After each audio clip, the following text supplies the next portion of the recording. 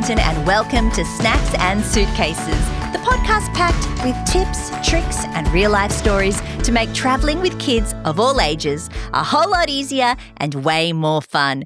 And today I'm joined by the fabulous Sophie Falkiner, Australian TV presenter, travel lover and mum of two big kids. Mom, can I pack all my teddies? Okay, let's get started.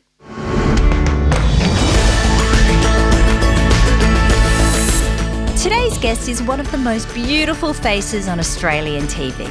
But what really stands out about Sophie Falkiner isn't just how stunning she is on the outside, it's how genuinely kind and down-to-earth she is. Honestly, that's my kind of guest. Generous, lovely, people only, please. You probably first remember Sophie back when she was spinning those famous letters on Wheel of Fortune, but that was just the beginning. Since then, she's been everywhere, from modelling gigs and regular spots on morning TV to chasing sunsets and five-star escapes as a travel presenter on Luxury Escapes, the original Great Outdoors, and, of course, as one of my Sydney Weekender colleagues. In this episode, we talk about her enviable travel career, from gorilla trekking in Africa to chasing the Northern Lights, plus the glamorous and not so glam moments behind the scenes. Think scary flights, wild animal encounters, and some truly questionable TV meals. Yes, there's a story about eating snake and even something called prairie oysters. Yeah, you'll hear about that one. Of course, we also dive into life as a working mum, what her thrill-seeking daughter and Africa-obsessed son love to do on holiday, her honeymoon giraffe pashed moment, and her happy place, boating on Pittwater.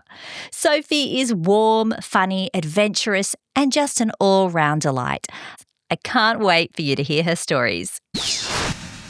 Welcome to Snacks and Suitcases, Sophie Falkiner. Thank you so much, Sal. I'm so excited to be on and talking about my favourite thing of all time, travel. Now, Sophie, I don't know if I've told you this story. I probably have, but I first met Sophie Falkiner, I think it was 2002 at Rumba. Really? Which was like, yes, it was. Do you remember Rumba? It was kind of like the pop version of the Big Day Out here in Australia. Yes, I do. We had there were huge stars. It was like Pink, Shaggy was there, Bon Jovi. It was huge. I don't know why it didn't take off. But anyway, you were also there and I was on work experience at the time trying to be an entertainment reporter like everyone else.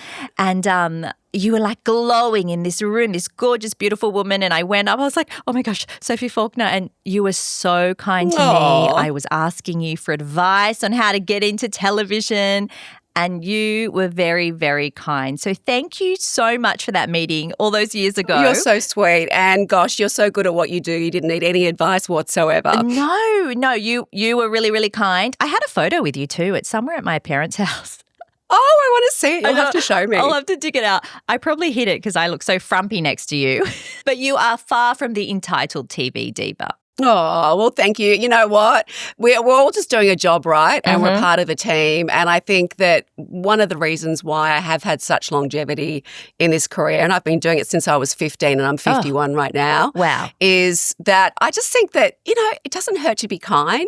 You don't get a big head. You don't believe the hype. You go through periods in your career where everything's going really, really well and then it's going really, really crappy. Yeah. And you've got to just ride those waves, be a kind person and just realise it's a job like everything else. It sure is. And kindness is, I think, one of the main characteristics you need in this industry. Absolutely. And resilience. Oh. And you got to know how to hustle. Oh, the hustle, gosh. The hustle. Well, you have had such an enviable career. Let's rewind a little bit. In a nutshell, what was the journey from uni student to TV star for you? Wow. Well, I did a mass communications degree at university, majored in print journalism, and I had all these ideas. I was going to be like the next Yarn event, and I wanted to be a serious news reporter. So 1 or 2 days a week, I worked at a current affair. And I did research and production work, and I quickly realised it didn't make me feel very happy at the end of the day. And I'm just too empathetic, and I was taking the stories home with me. And so when I was graduating university, a job came up for Wheel of Fortune through my modelling agency, and I thought, you know what? even though I've been paying out, game shows and all my essays in uni, I'm going to give it a red hot go because it's, national TV. It's on a network, and I really want to get into travel journalism because that would make me feel happy at the end of the day. And it could be, a springboard into travel journalism. And lucky enough, it was. Wow, Wheel of Fortune. I wish that show would come back. So do I. It was the best job. You could go back on it as the host this time. Yeah, exactly. And I'd have a cute little guy turning letters for me. Yes. It is back on in America with Ryan Seacrest. I know. I've actually been on the American one and met all the people many years ago. Really? I got asked to go to a convention with 5 Wheel of Fortune hostesses from around the world. And we met Ray Romano and we're on the American version and they took us around in limos for a week. It was quite the experience. Oh, gosh. I bet you've got 1,000 other stories like that. I've lived a full life and I've been very lucky. You have. Well, you've been on Wheel of Fortune. You've presented across entertainment, lifestyle, fashion, radio. You've worn so many hats. Of course, you're a beautiful model, an MC, a brand ambassador, and of course, a mum to 2 big kids. Yes. That would be the hardest job, right? It is, but the most rewarding and the thing that I'm most proud of. I know it sounds cliche, but it's so true. It is. It's very rewarding. I love being a mum. It's the hardest thing you'll ever do and you never stop worrying and you never stop being guilty. But, the rewards are just so vast. You've been on 3 big travel shows. Travel really feels like your brand to me. Do you feel most comfortable in that space? 100%. Ever since I was a little girl, my favourite bedtime story was a book called Mary Goes Travelling. And she went on all these adventures in hot air balloons. She went in big ships. She went in planes. And I used to get my mum to read that book to me over and over and over again. I just thought the adventure of it was just so exciting. So it's just always been a really good fit. I've never been cut out for a desk job. I love not knowing what the next day is going to bring, whether I'm going to be in a caravan park or a 6-star beautiful hotel, whether I'm going to be jumping out of a plane or, riding horseback over, crocodile-infested waters. I just love that. I love the adrenaline and I love meeting people from different cultures and getting a taste of what their life looks like. And I think travel is the best education. And it started from such a young age, your love of travel. What was the name of that book again? Mary Goes Travelling. Do you still have it? I don't, but I would love to get a copy. I think you need to track it down. Absolutely. I'm still one of those people. I'm like a big dag. When I get on a plane, I still get super excited. Same. Yeah, what am I going to see? What am I going to do? Who are the people I'm going to meet? What am I going to learn? Like, I get so excited. Do you enjoy being at the airport? Not really. See, I still get excited by that. I get adrenaline a little bit, what shops am I going to look at? Will I get into the lounge? Will I get an upgrade today? Even though it rarely happens. Well, there is that. And if you're lucky enough to get into a first-class lounge, that is a very lovely experience, isn't it? It's awesome. You've been on the great outdoors, luxury escapes, of course now Sydney Weekender as well. I think you and Katrina Roundtree would be the 2 faces of Aussie TV travel. Oh, don't you think? Guys know each other. Yes, we do. We've met at many Logies and she's lovely and gosh, she is so good at what she does. I watch her sometimes and her pieces to camera and I've also watched her MC events and she has got a memory like no other. It's just so practiced and she can remember almost photographically long blurbs immediately and spurt them out. So, she's amazing at what she does. But yes, we both have been around the traps for a very long time. Now, because you've done all these incredible travel shows, do you have any standout work trips that have stayed with you? Maybe you can go like 1 per show. Gosh, it's hard, but they're like my babies. I love all the trips. Often the most challenging and the hardest at the time are the ones that you look back on with a lot of fondness, which is really strange. And I once went away with 4 blokes to Africa who spoke about cricket constantly and were in cars for 12 hours a day. It was a lot of trekking and it was full on. It was exhausting. But we went to Uganda and went to the Bwindi National Forest and I trekked every day with mountain gorillas. Oh, my gosh. And that was like a total pinch yourself moment. It was otherworldly, to be sitting a metre away from a silverback without a fence who could tear me apart if I made eye contact with him, and getting up close with the families and the babies, and actually, bush bashing and going through the bush and making new paths to try and find families of gorilla every single day for 3 days is something that I will never forget. It was magical. Wow, what a trip. What was that for? That was for the great outdoors. And on the same trip, we also went to a beautiful island called Ngamba Island in Africa, and it was a chimpanzee orphanage. And every single day you'd walk into this section and like 20 chimpanzee babies would just bolt out, jump on top of you, piggyback you, look inside your pockets and hold hands with you. And they were like human babies. And having that, experience with them and being able to be so tactile with them. And you always had one that really connected with you. And I had this one chimpanzee called Yo-Yo, and he just wouldn't leave my side. And it was just so beautiful. I hope you had all your shots for that trip. I've had every single shot. I've had every single parasite. I've had every single stomach bug known to man from all my travels. But, you just got to have a sense of humour about it. It's just part of the job. Yeah, those parasites are so funny.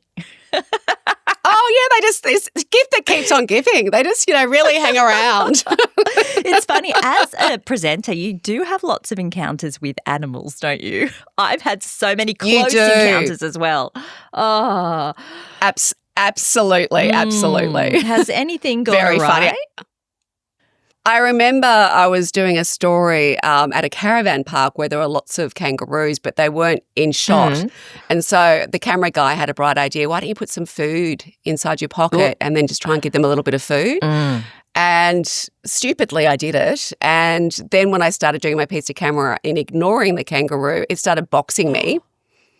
And I had massive scrapes and scars down my arm and blood. And I've still got a scar from that. They just want the shot. Exactly. and I think I mentioned it before another time when I was in Africa again. There was a really huge, wide river, and I'm not a proficient horse rider by any stretch of the means, and I had to go bareback, which I was uncomfortable with. And they said, just go across this river and hang on to the mane and just float on top and swim. And so once I got in there, oh my gosh, this woman yelled out to me, "Don't move your legs because you'll attract the alligators." Oh, what? And it was like 40 metres. Oh my gosh. And I was shaking, hanging on. And then I went to the other side and the camera guy goes, "Great, awesome. Now let's get a tight shot and do it again." I said, "You do it first." And he goes, "No way." So I said, "I'm not doing that again." My God. It is a little bit funny. I feel like when you're in a crew TV show, you feel a little bit invincible until you're like, hang on a second. I'm human. Something could go really wrong here. And it does sometimes. And it does. Yeah. I've been attacked by so many animals, but nothing too serious. I was like humped by a llama, or maybe it was an alpaca. Can't remember. That was for Sydney Weekender. I had to feed a camel a carrot with my mouth, and it came. I've got it in slow motion. It came right at me, and I dropped the carrot and just pulled back at the right moment. It went to bite my mouth. That was on kids' TV. Oh my God, I'd love to see a video of that. That'd be hilarious.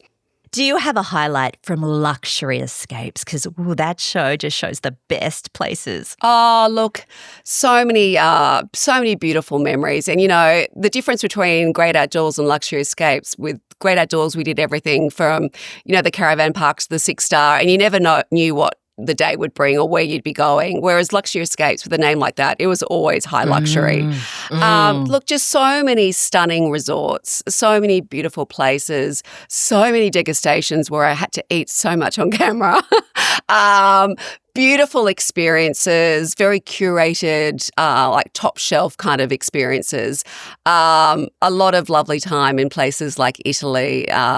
Puglia, I really enjoyed. We stayed at this amazing villa, which was just like another pinch myself kind of moment.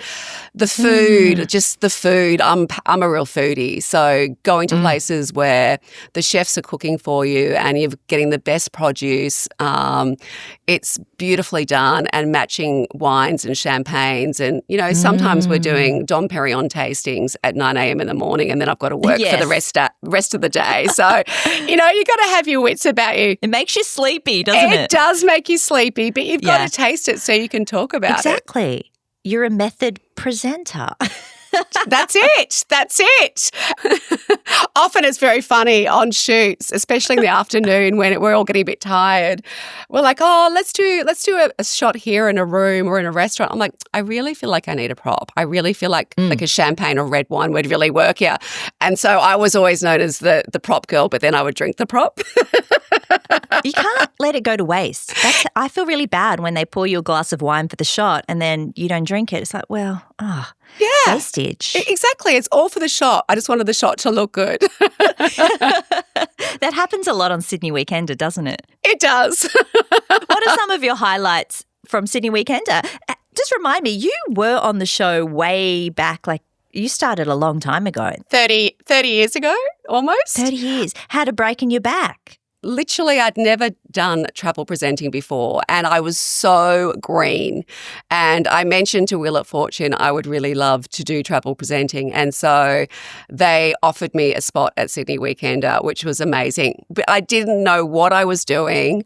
Just such lovely, nurturing people at Sydney Weekender, as you know. There's the kindest team, and you know, gosh, I did everything from all the food, the restaurants, to rock climbing, to going away with Mike Whitney for 5 days, just all different experiences. And, you know, the thing that I just love is that we have so much to offer in our own backyard. And there's so much to see and do. And I've seen so much of, New South Wales and country areas and, the Blue Mountains and wineries that it's you really feel like you know where you live and you love where you live. Oh, that's so nice to hear. I agree with you. And I can't believe you started your travel presenting on Sydney Weekender. I did, and they're so cute. They always have me back. So, I did Great Outdoors for many years, and then after babies, I didn't want to be so far away, and then they took me back again, and then I did Luxury Escapes for 7 years and worked at Arena for quite a long time, and then they've taken me back again. So they're like family to me. Oh, well, we love having you there too. I love you being a colleague of mine. We never really get to work together, but... No, we need to change that. We need to do a story together, I think. Oh, it'd be lovely drinking wine somewhere in the Hunter. Let's do that. I think we'd be very good. We'd excel at that. Now, we mentioned a little bit before that it can be dangerous being a travel TV presenter, but what about behind the glamour of it all? The reality of filming travel TV can be tough, kind of. It's not all 6 stars. We see a 6-star hotel, but it can be long hours. It can be very long hours. Often you can get up anywhere between 3, 4, 5 o'clock in the morning. Got to get the sunrise. And often, if you're in a tent, for example, there's no mirror. I know. And you've got to be on camera. So you're literally doing your makeup with a handheld mirror with a torch, trying to look camera ready, and the shower is just too cold, or you can hear lions or animals outside, and you just don't want to go out there.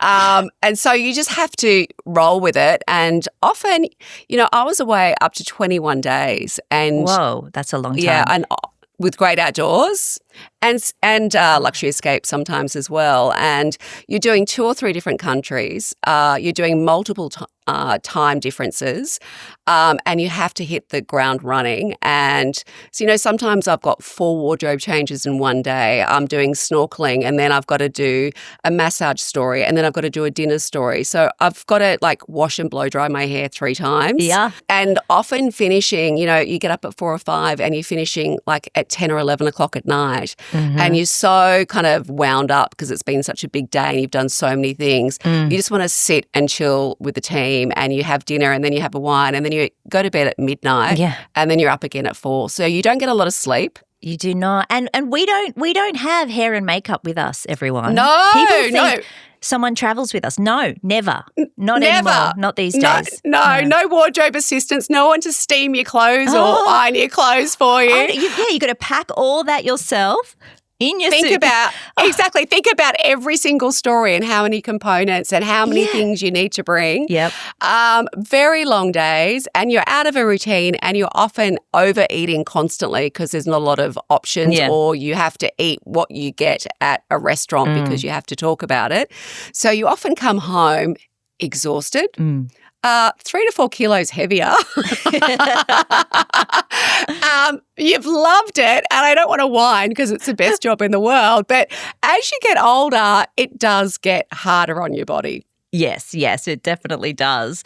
And I'm not a good sleeper when I'm not in my own bed. I'm never a good sleeper at the best of times. So I remember going, even when I was young, doing all these like shoots where I'd go to LA for 2 days, come home, go back like in 2 weeks or whatever, and I wouldn't sleep the whole time. I don't know how I did it. I do not know how.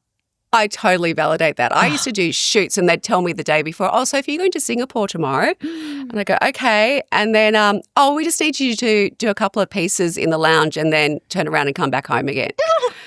So I've done lots of things like that and been in places just for 12 hours and then have to move on to the next shoot. And when I was doing Great Outdoors, I'd do that for 21 days straight. And then the day came back, I'd have to film 5 days straight of Wheel of Fortune. I was doing between 5 to 6 shows a day, and I'd get home at 1 or 2 o'clock in the morning. Oh, gosh, you'd be spinning around the wrong letters and things. Yes. And back then, I was newly married and I was away 6 months of the year, 3 months domestically, 3 months internationally, and then doing Wheel of Fortune, plus doing MC gigs and ambassadorships. I didn't have a moment to scratch myself. Gosh, so this is before babies. This is before babies. But, you got to go while the going's good. And, in TV, you never know what's around the corner. So I've always had the mentality back then, especially, take what you can get, save, and do the best you can. And I really relished lots of opportunities, and I had youth on my side. So I took them on like head first. I've got to ask this question because it's the number one question I get as a presenter. What's the strangest thing you've eaten? Oh, so many things. Bull's balls.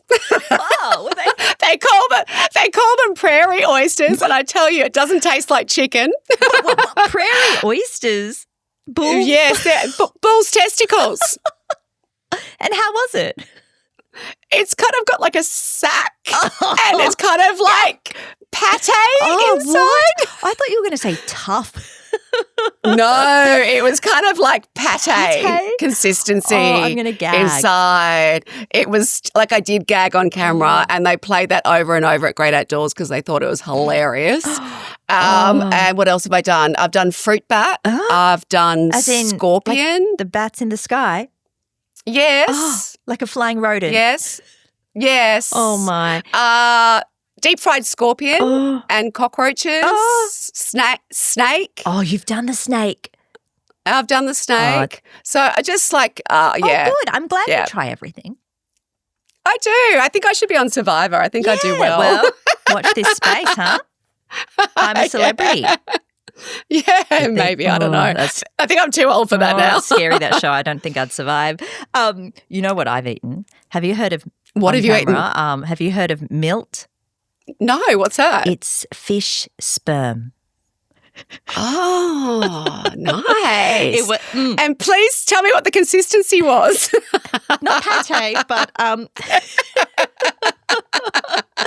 yeah, kind of chewy.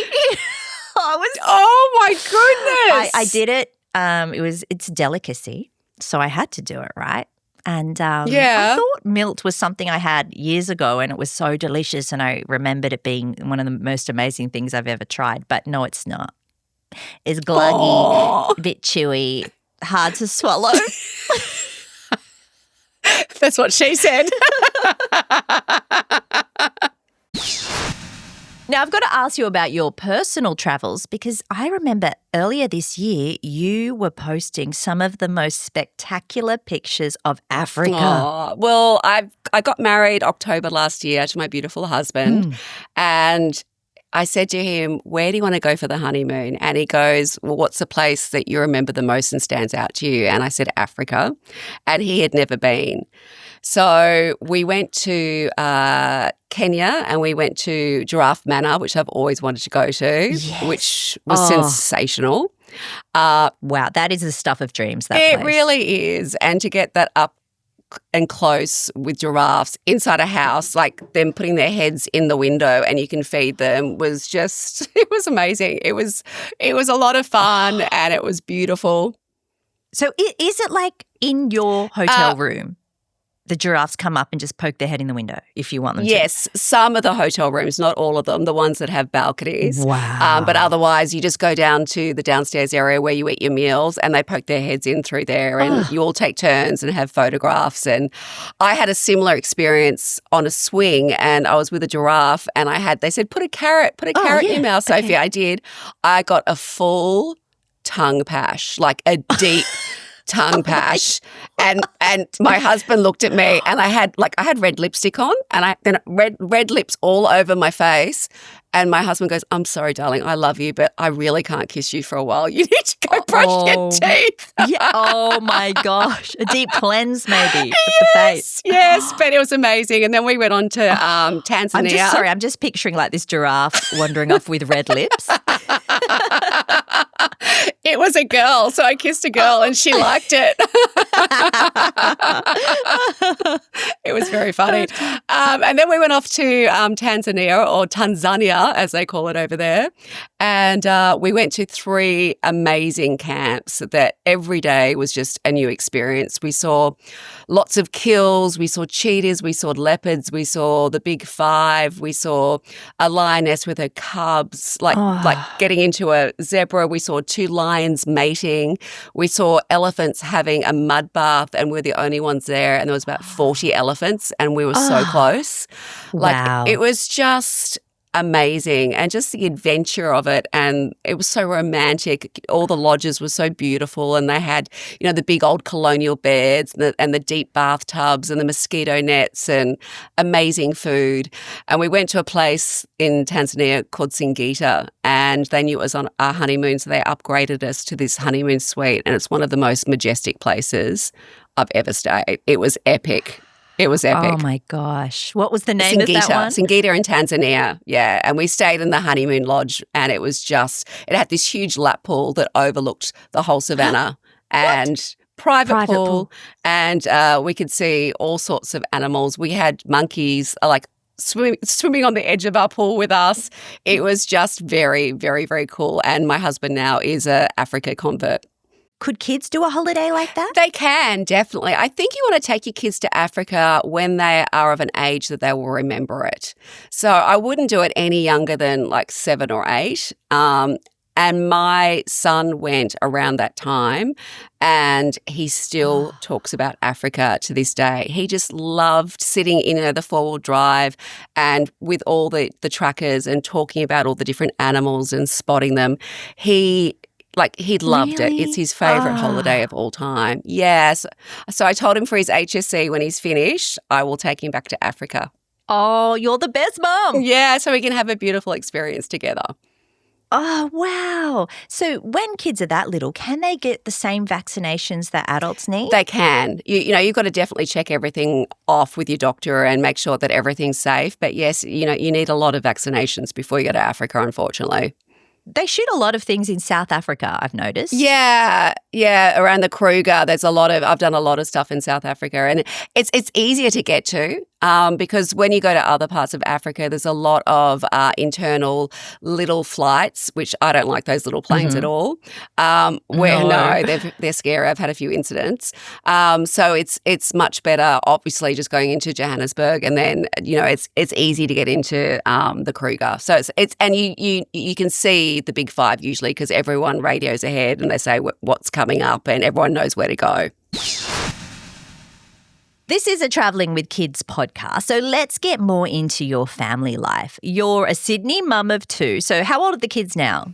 Isabella is 20 and Jack's 16. 20. She's an adult. She is an adult. She's a little lady. She's got a proper grown-up job and she's driving and we can have a wine together. It's crazy.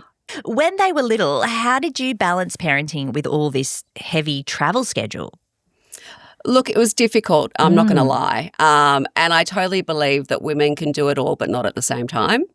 And I had to, at some stages, get in an au pair to come and live with us to help out. But my first port of call was always family.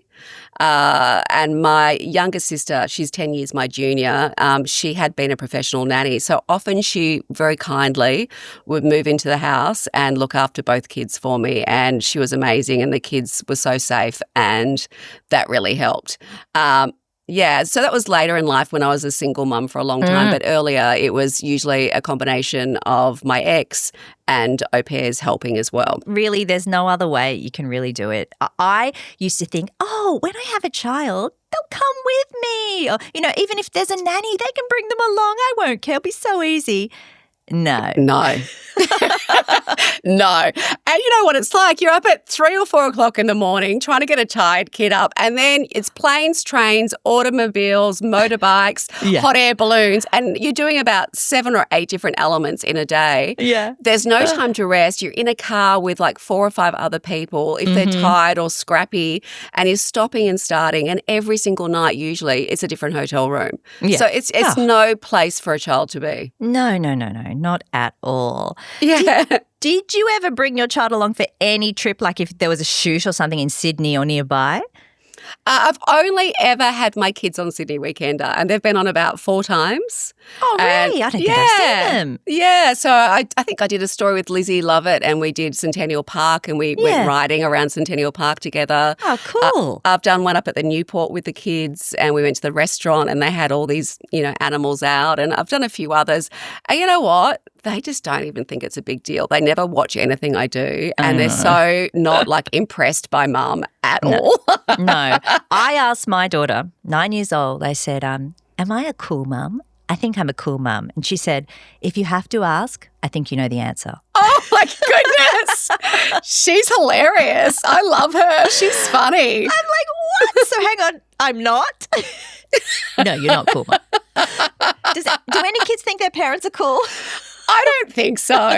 I am so not cool.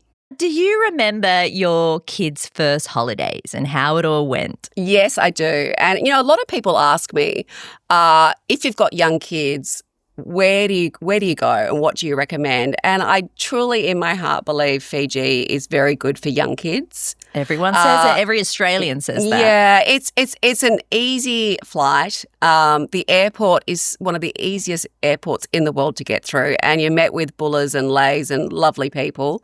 The Fijian race are just so adorable. They often have 6 or 7 kids of their own, and they're kids. They love kids and they're born to nurture. So I remember the very first place I went to with Bella was Jacques Cousteau. It's a resort in Fiji, and I was exhausted. And what seemed really lovely to me, they had 1 nanny per child and they had an adult pool where you could go, and they're in a kids club for an hour or two, and you could have like a grown-up lunch with your partner and have a swim. But so you also had a holiday. Oh, wow. And that was pretty cool. That was really great. And Bella absolutely loved it. She was probably about 18 months old, and she'd get up in the morning, walk outside the villa and say, where's my nanny? Because she had so much fun. She had so much fun. But that was a lovely family holiday. The plane ride back was all kinds of horrible. If I told you, let's just say the food didn't agree with her. Oh, no. And I had 3 changes of clothes and nappies, and she went through everything. Oh, poor little And papa. she screamed because she had such a sore little tummy. Oh. And in the end, she was nude in an airline blanket, and I had feces all down my front walking through the airport. Oh, gosh. So I'm such a glamorous mum. And then my son was completely different. We went to Dallas, Texas, because I had family over there. And he was about 10 months old, and he literally slept for 11 or 12 hours. Oh, stop. Oh, and then all the air hostesses came up to me and they said, best baby on board, best baby ever. And then he just smiled and laughed for the rest of the trip. Whoa. He was just an angel. Yeah. Oh, what? On the way home too. He was just always easy. Always easy. That's not fair. Always easy. Oh, man. Well, you're lucky that Fiji flight is so short. Because imagine that, going to Dallas from Sydney. Yes. Yikes. That would be terrible. I had other people come up to me on board the flight going, well done, darling. You did the best you could. We Yeah. feel so sorry for you. It's just, I look at parents on flights now and I see that they're struggling and having issues. And I don't understand people who get upset. Like, it's I know. beyond their control. It's a baby. It's a baby. I honestly found people super helpful when I flew with Piper when she was really little. A lot of people have been in your situation. You can sort of tell by the look on their face. Yes, and they validate how you feel and they feel sorry for you. They have tremendous empathy. Yes, I remember a flight attendant came up to me. She goes, I just been watching you with your daughter and I can just see you're such a great mum and you have such a great relationship. Aww. And I just started crying because I was so tired. My daughter did not sleep. She's always awake. She never needs to sleep. She has so much energy. She was 9 months. And I was just like, yeah, thank you. And she probably just said it, she probably says it to all the mums. No, but you really needed to hear it. I did, and I was very grateful. Traveling with kids can be really, really hard, and I think that it gets a lot better after the age of 4. Yeah. A lot better, and I think you really need to pick your destinations. And if you're going to a place which is a long way away in a tiny hotel room, I just say, why bother? Because it's going to be hellacious. Mm-hmm. It's not going to be easy unless you've got a dream child because you don't have all your creature comforts. You don't have all your things around you. And especially if you add bad weather to that or like a bit of a cold or not feeling well. Yeah. Like you really have to pick where you're going and be smart about where you're going. Oh, I know. So my daughter was 9 months. We went to the US and I was trying to avoid her getting sick before we went. You just don't want your child to be sick on the plane, right? And so she hadn't had a cold yet at 9 months. And I thought, this is great. I even said no to daycare because I thought, no, she'll just get a cold. And Very smart, Sal. You're thinking of everything. I was, too much. And then the day before we flew, she just starts getting this sniffles, a baby cold. You know what it's like. You have to suck the snot out of their nose. Yes. And, it was the worst. That just contributed to the worst flight ever on the way over. It was terrible. You poor thing. I feel so sorry for you. Yeah, but I got through it. You did. And you live and learn. I live and learn, and we didn't do a long haul again until she was 3. Right. Yeah. And where did you go then? Japan. Oh, lovely. So that was 9 hours. I think it was, yeah. And then she's done a few more. She's been to Canada since then and she loves flying now. She's always asking about when she can fly next. Oh, that's gorgeous. My kids are the same. Their passports are almost filled. They have travelled so extensively and they've definitely got the travel bug like their mum. And, they don't care where it is as long as, mum's paying. They're happy to go and they love it as much as I do. They really do. And it doesn't matter if it's inexpensive or it's adventuresome or it's cold or it's warm. It's all about the experience for them. What has been some of your best family holidays with the kids? Oh, well, I think early on it was, all your standard places that Australians tend to go to that I've been to over 30 times each would be Bali, Thailand and Fiji for sure. Yep. Just because they were easy, they were closer to home. We went to, the Whitsundays and Port Douglas and Byron Bay and all those kind of places, which was always lovely. Mm-hmm. But as they started getting older, we started going further and further. And now some of my favourite holidays are probably, Paris, London, New York. We just did Sicily with them and a beautiful place called Taormina, which they absolutely loved. We did Ravello and Positano and Capri about 1.5 years ago. And, they were just loving it, absolutely loving it. That's amazing. They have been everywhere. Where haven't they been? I know. I didn't even go to Europe until I was in my early 20s. Yeah. I said, you guys are so lucky. You're so spoiled. And it's not lost on them. Well, that's good to know. Yes. So you guys never had a real holiday style, like you weren't snow people or resort people or that kind of thing?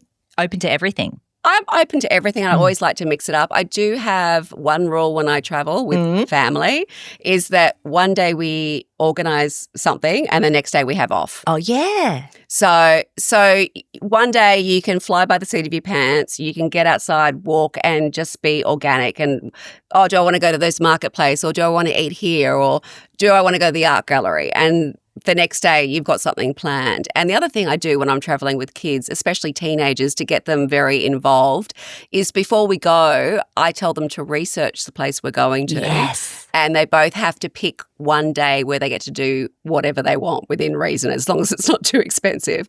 And, often it's things like hiking, an art gallery, a particular spot that, is like everyone likes to Instagram, or a really nice restaurant where they really want to try the food.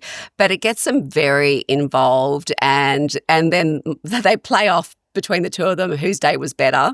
And then I have a day as well, and so does my husband. So we're all involved, and we all like to go on adventures that someone else has chosen. So at what age can they start, going off on their own? I mean, I'm sure your daughter at 20, she can do whatever she wants. She can travel the world on her own. Yeah. At what age was it where, like, one day, I don't know, maybe they didn't want to go shopping with you, they wanted to do something else? When does that happen? Gosh, when does that happen? I think it depends on the child, and it depends on their personality. It depends if they, like to risk take a little bit, or if they're more conservative. So I always keep that in mind as well. But more and more now, I let the kids around, 14, 15, spend a little bit of time by themselves, as long as it's a safe place. And as long as they're contactable, and I make sure that I've got locations on their phone in case anything goes wrong, and I've got emergency bypass. But I think it really is good to give kids a little bit of independence. And now that Bella is 20 and Jack's 16, when we're in Italy last year, I'd let them, walk around by themselves for a couple of hours and come back, and they'd come back with adventures and telling me what they got up to. But it'd have to be quite close. I'm a protective mama bear. Yeah. I don't like taking risks with my kids. No. So I prefer to be with them, and they actually enjoy being with me and my husband because they know they'll get better food and we'll pay for lunch. And they don't have to have Maccas. Yeah, they're not stupid, trust me. Oh, Mum, why don't we just pop into this shop? It looks really pretty. Oh, this looks really nice. It'd be great. I just wish I had more money. Oh. Well, at least they're not just saying, Mum, can you buy me this? No, they don't. They don't. But no, they're funny. But, and since my daughter's got her own job now, she's already paying for flights and doing things by herself and being completely independent, and loving the fact that, she can earn money and she can travel herself because she gets so much enjoyment out of it. I think I was 19 when I went off backpacking. I did it once, backpacking. Wow. Never again. Yeah. I went and did a season at a ski resort in America in my uni holidays. So from, December to March or whatever. Uni holidays were so long back then. Yeah, they were. Yeah, and I went off by myself, and 19. To me, I felt like I was extremely independent and old enough to do anything I wanted. But now when I think, my daughter when she's 19, yes. I don't know. I mean, Bella, don't get me wrong, she does exactly what she wants. She's an adult, but with Jack, I need to be careful still. Oh, okay, I see. It's different for every child. It is. And they will happily hang out together, doing things together. They don't want to bring friends along on holidays. I'm asking because I have an only child, and I just feel like soon she'll be like, oh, this is boring just for me. Look, I think as long as we get outside, and I'm a firm believer in getting out of the hotel, putting my trainers on, and really getting the lay of the land and really taking the environment and going for really long walks as soon as you arrive. It's the first thing I do when I get to a place is I put on my trainers, I Google best coffee near me, and then I walk to it, and then I really take in the whole environment and look at places I'd like to go, further down the track on the same holiday. Do your kids ever want to bring friends along? It doesn't sound like it, because it sounds like you guys actually travel really well together. We do travel really well together. I think the only issue is sometimes, in the more expensive hotels where the kids have got to share a hotel room at 20 and 16, that doesn't go down so well. So that's a little bit tricky. So we try and get them out as much as possible.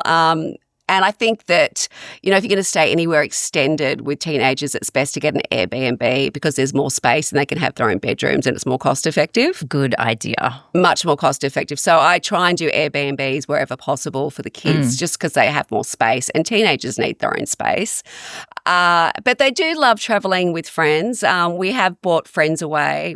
Even just within Sydney, one of our favourite things to do is go out on the Pittwater on a boat for like 3 or 4 days and fish and cook and play cards and do stand-up paddleboarding and go on jet skis. And they usually bring a friend to that. Oh, do you have a boat or you We've rent one? We've got access to a boat. So the company my husband works for, they've got a lovely boat, so we're very lucky we get to use it.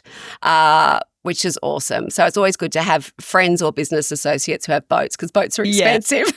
They're so expensive. So expensive to run as well. They are. So we do that and we're going to Bali in January and we've organised a villa and both the kids are bringing a friend, which they're excited about.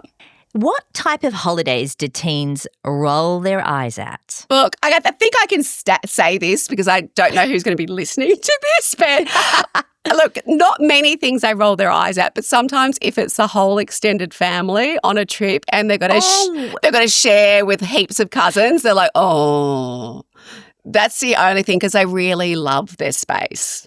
What's something teens love to do on holidays? Do they like theme parks?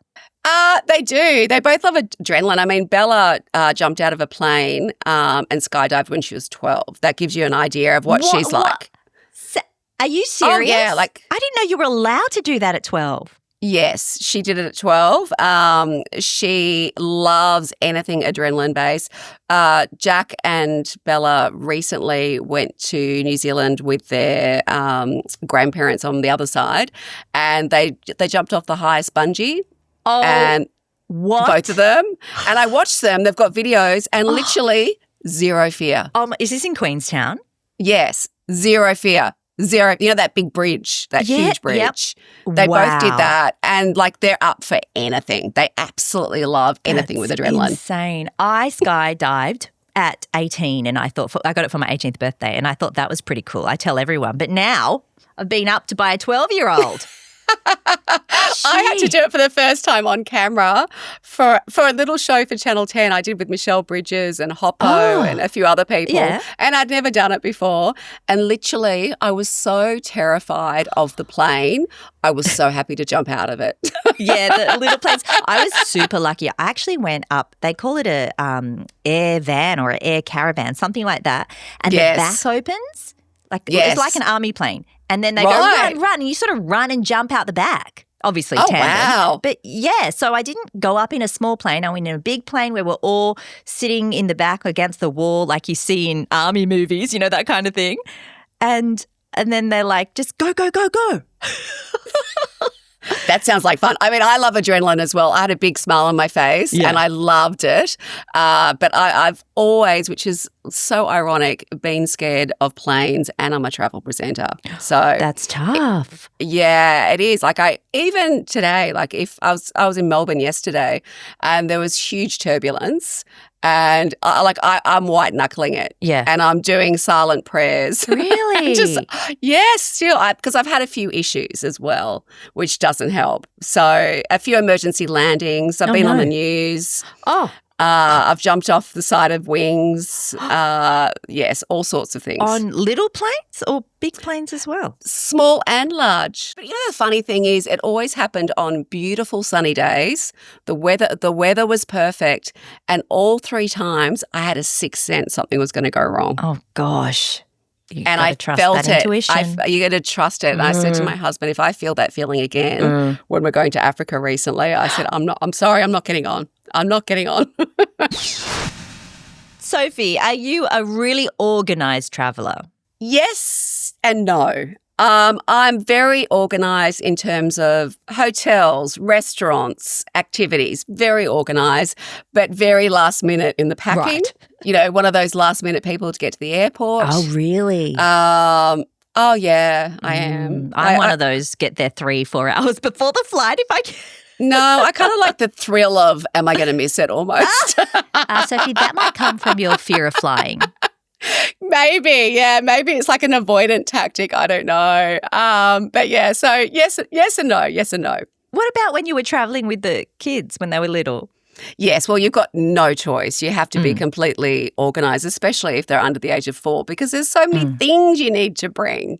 There sure is. All the nappies and the bottles and the porta cots and just all the stuff. You have to be super organised then. Do you still have to help your kids pack for holidays, or they're fine on their own as teenagers? Well, I've got inattentive ADHD, and so does my son. Inattentive? What's that one? That's where you're kind of in your own little fairyland. You're a bit vague. You leave cupboard doors open. You lose your car in the car park at the, you have to be ready like just at 2:30, and you've got all this time and you're sitting around, and then like at 2:00 you're like, oh, I haven't washed my hair, and you have a mad rush and you're scrambling. If things bore you like tax and red tape and bills, you'll leave it to the very last moment. But if it's something that you're passionate about, you'll be hyper-focused and an absolute perfectionist. So I'm like, we're going to a beach holiday. Have you got your board? Oh, no. Have you got the... Oh, no. So I'm like having to like behind him just make sure he's got all the right stuff. Now I see why you might miss flights. Yes. Yes. I've only ever missed one in my whole life though. And that was because I was too busy talking to a producer at the airport, and we had a few wines, and then we completely missed it, and we had to go into a cab for 6 hours to make it in the snow. What? Oh my gosh. Yes. That will teach us for having a great conversation and 2 wines. And you got to enjoy it. And you've got to eat the cake, drink the food, go on the bike ride, do all the things. Speaking of snow trips, I just remembered one that you did. Maybe it was Luxury Escapes, and it was the Northern Lights. Yes. And I just remember thinking that looked like one of the best trips you could ever go on.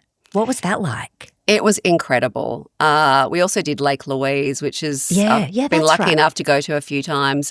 And just to be able to see those lights and take it all in was just awe-inspiring. But interestingly, backstory, that was the day before that I had the emergency flight. Oh, no. Yes, and I was on the tarmac. I'd had 1 hour's sleep, and I started off the morning having to do ice skating on a very slippery lake. And I was very shaky, and it was quite a traumatic experience. And then I did the Northern Lights was the last thing I did very late at night that night. And I just remember looking into the sky and saying, thank goodness I'm alive and how lucky I am to be here. Oh, my gosh. Wow. Okay, See, there you go. It is not glamorous. It almost killed you. Yes. And you did it all with a smile on your face. The memories I have and the things that I've done is so much like that book I used to read when I was a little girl. Like, it's just, I still get excited by memories. When I think back, I get a big grin on my face. I feel incredibly lucky to do what I do. I feel so blessed to have worked with so many wonderful teams, to have had so many laughs, to have seen things a lot of people will never see in a lifetime. And it's not lost on me. Have you always lived in Sydney? No, I was brought up in Melbourne, and I lived in Dallas, Texas for a couple of years when I was young, because I've got family over there. And then we moved up to Sydney when I was 11. Dallas, Texas. Wow. Yeah. Dallas, Texas.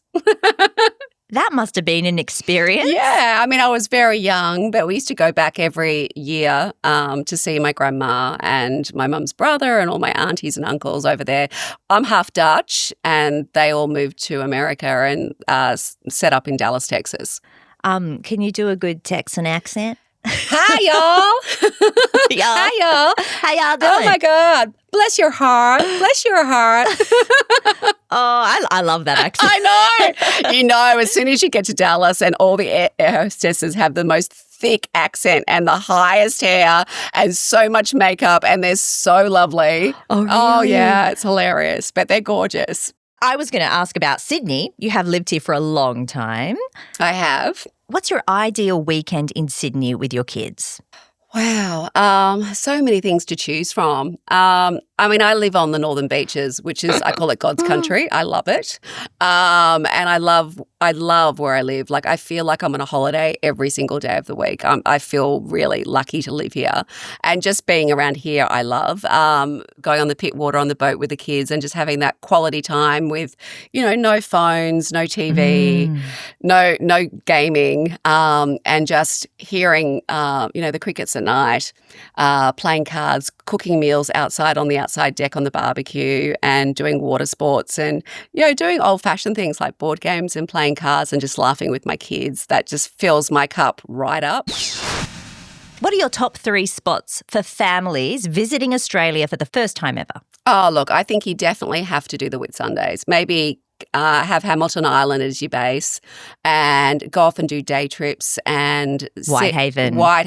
Oh, my goodness. Stunning. And Chalkies. And they're the most amazing beaches. I've been lucky enough to see some of the most incredible beaches in the world, but our beaches in our own back garden are amazing. They're the best, I think. They're incredible. And that's my favourite beach. And my husband proposed to me in the Whitsundays because he knows how much I love it. Beautiful. He sounds like such a romantic. He is, on a little private patch of sand, and we had a picnic. It was really beautiful, and I've always had such amazing times with the kids there, and a lot of snorkeling, a lot of family time, a lot of beautiful beach trips, and going out on like a yacht for the day with other people, and just a lot of fun. So I think that overseas people really should do that. It's incredible. That's coming up a lot in this podcast. Everyone's recommending Hamilton Island, Great Barrier Reef. Yeah. Whitehaven, yeah. Absolutely. I absolutely love it. Blue Mountains, definitely as well. I just think you can't go past it. I really love Giroa. And, places like Tasmania, there's some Cradle Mountain, there's some beautiful hikes, and there's some amazing places to go. We really are spoilt for choice. We are. Tasmania is one of my favourites. It's so, I'm a city girl, but visiting Tasmania and going, really far south, where you can think out there is Antarctica. Yes. It's so rugged and untouched. Absolutely. And even, I know it's not within Australia, but New Zealand, I love going to Queenstown. I just think it's stunning and spectacular and gorgeous. Landing in Queenstown in winter, it's like nothing. I've been to Switzerland and Germany, but landing it's heaven. The snow-covered mountains, is just out of this world. It is, and to be so close to home and to really feel like you're so far away. Yeah, whereas you're coming into land there in Queenstown, you've got to get a window seat. Absolutely. I absolutely love it. And I've done the most phenomenal hikes around there, like 18-kilometre hikes every single day, and, where they all filmed like Lord of the Rings. Yeah, yes. It's just... Yep. It's breathtaking. I love it. Yeah, it's such a distinct landscape when you're in New Zealand. It's a very Lord of the Rings vibe, and I haven't even watched Lord of the Rings. I've just seen, I've seen trailers and shots. You know enough. Just go with it, Sal. Just go with it. All right, Sophie, are you ready for my Fast 5 questions? I think so. Yeah, I really want to do. I never end up doing them quickly, but we're going to try today. Okay. To power through. Okay, here we go. Window or aisle seat? Window. If you could only go to one country for the rest of your life, where would it be? Italy. Ooh.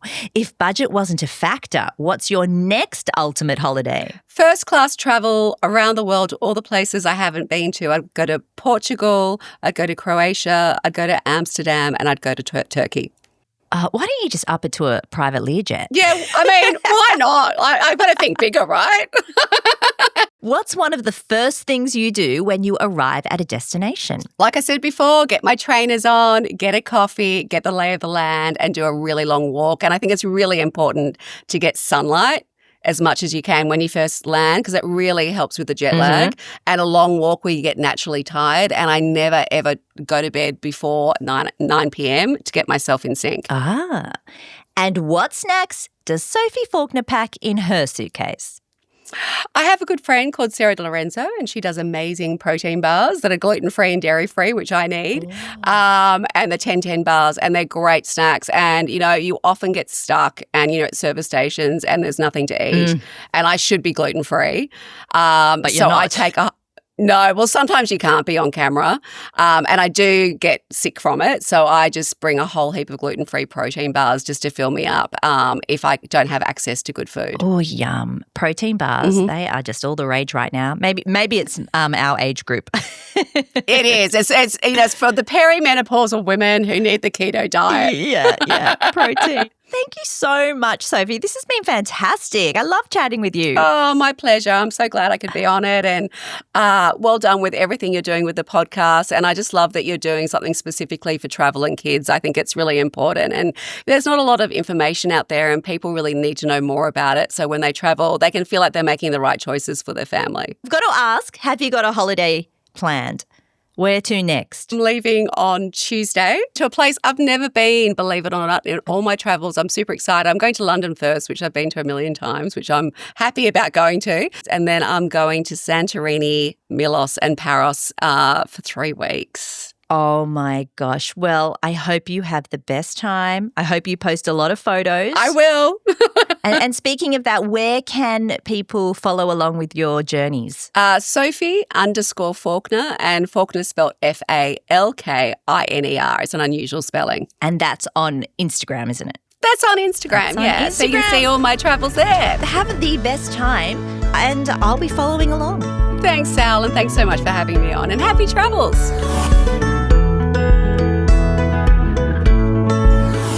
What a delight talking with Sophie Falkiner. I hope you enjoyed it as much as I did, and maybe you now know a little bit more about behind the scenes of travel TV. Since we recorded this episode, Sophie has been in Greece, travelling the Mediterranean, and there are some stunning pics on Instagram. You got to go take a look. Thanks again for downloading this podcast. What did you think? Let me know by leaving a review or sending me an email. Head to the show notes for all the details. Keep subscribed, and please share this with a fellow travel-loving friend. But until next time, happy travels. And don't forget the snacks.